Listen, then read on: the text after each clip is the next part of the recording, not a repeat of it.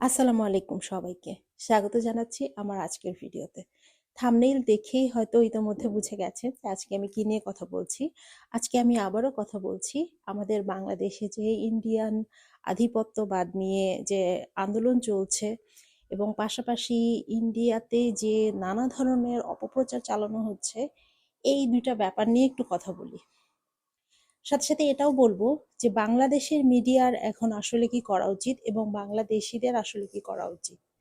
তো চলুন আর কথা না বাড়িয়ে আমাদের মূল টপিকে চলে যাই। ভারত আমাদের প্রতিবেশী দেশ এবং ভারতকে নিয়ে কিন্তু আসলে বাংলাদেশের আমাদের কোনো সমস্যা নেই।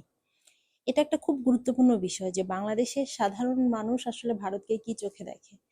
বাংলাদেশের সাধারণ মানুষ কিন্তু ভারতকে একটা প্রতিবেশী রাষ্ট্র হিসেবেই দেখে।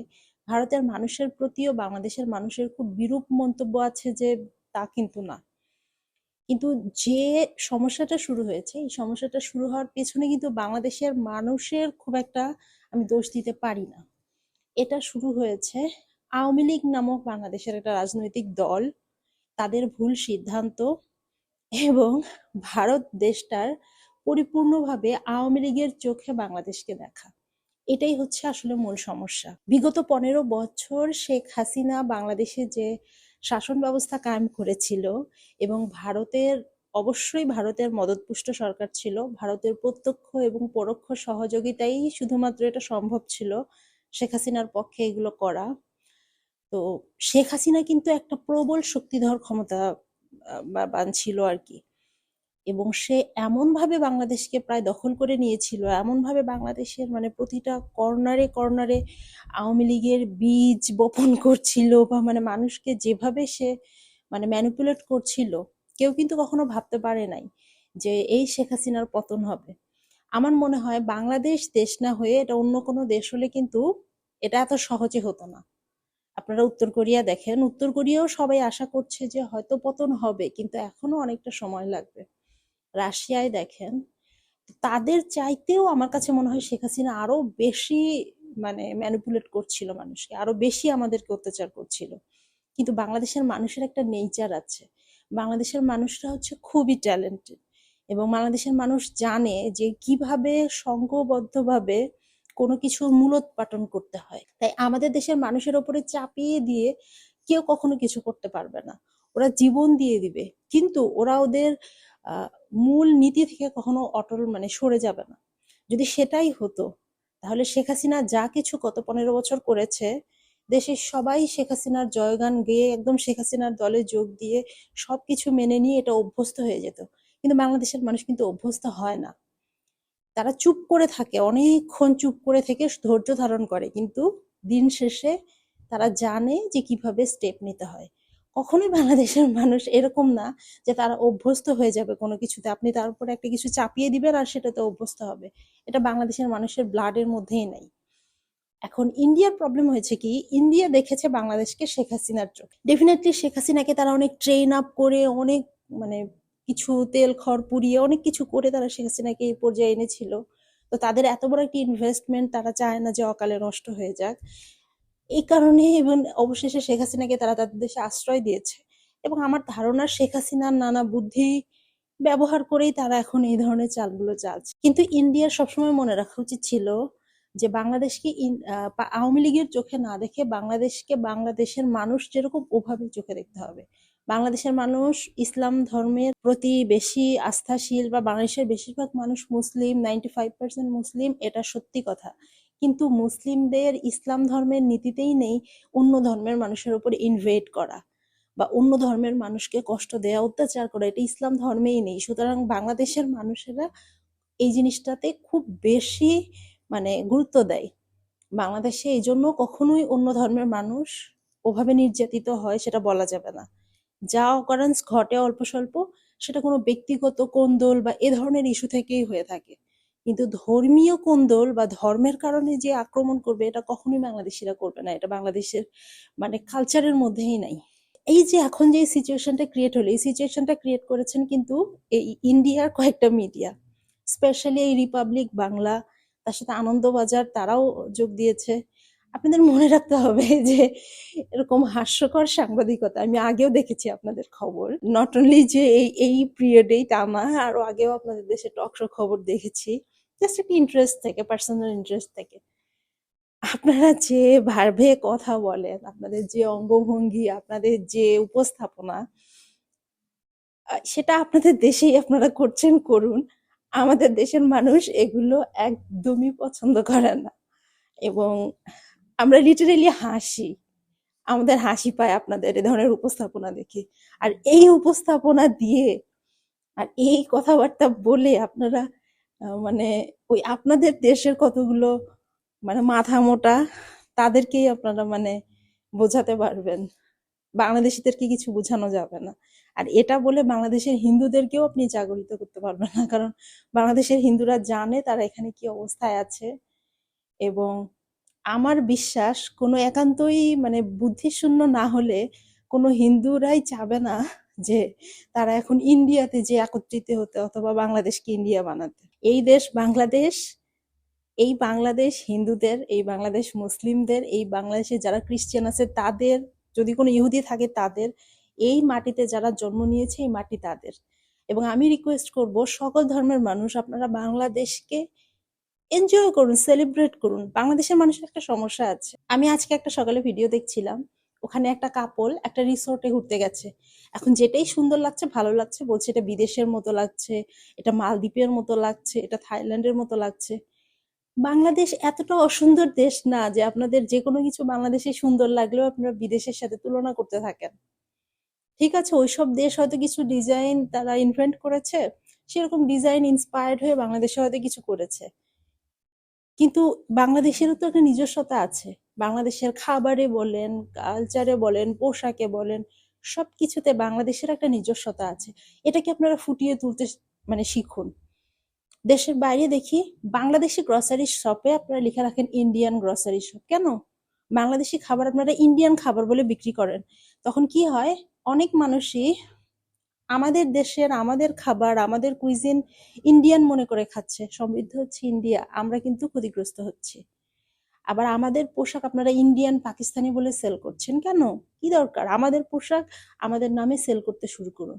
এজন্য আমার একটা রিকোয়েস্ট, বাংলাদেশিরা এখন থেকে যেখানে, পৃথিবীর যেখানে আছেন, বাংলাদেশ সহ পৃথিবীর যেখানে, আপনারা বাংলাদেশি ব্র্যান্ডিংটা করতে শিখুন।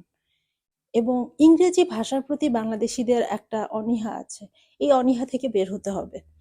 ইংরেজি ভাষা আমাদের জানতে হবে। আর বাংলাদেশের মিডিয়াকে বলছি, যেমন বাংলাদেশের যমুনা টিভি খুব বিখ্যাত একটা চ্যানেল, নিউজ চ্যানেল, আমি তাদেরকে রিকোয়েস্ট করব তারা একটা ইংলিশ ভার্সন খুলুন। অনেক হয়েছে, বাংলাটা থাকুক, বাংলাটা বাংলার মতো চলতে থাকুক, আপনারা একটা ইংলিশ ভার্সন খুলুন।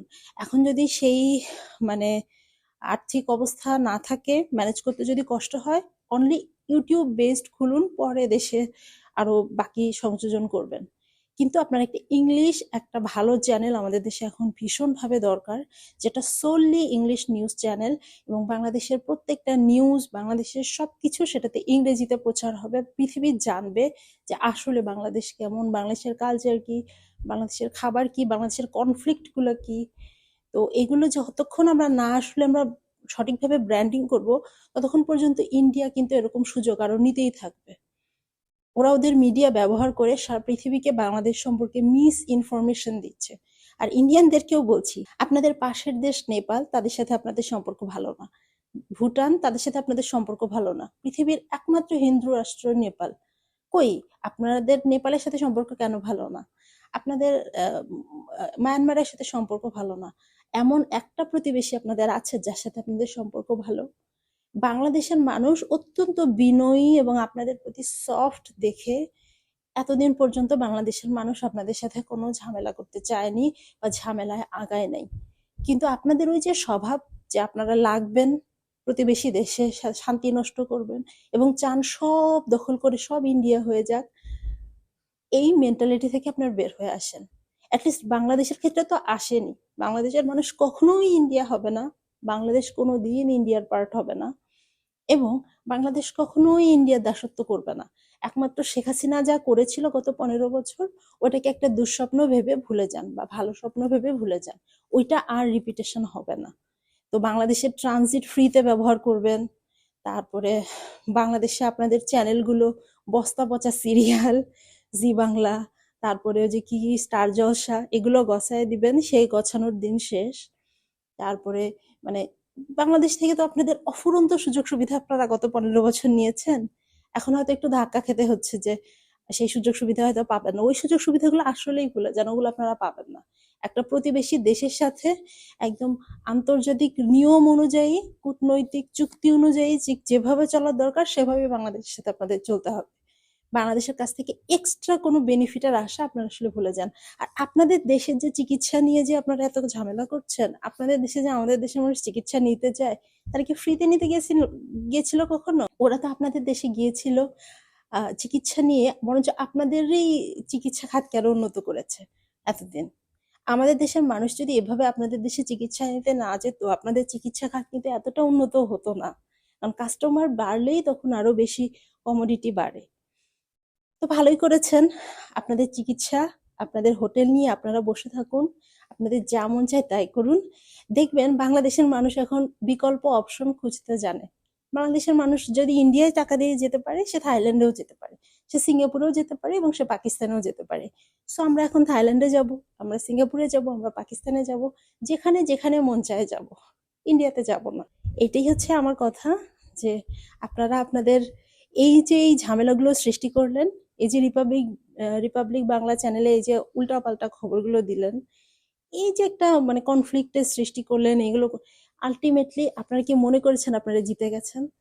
আপনারা জিতেননি, কারণ মিথ্যা দিয়ে আপনি কখনোই জিতে পারেন না।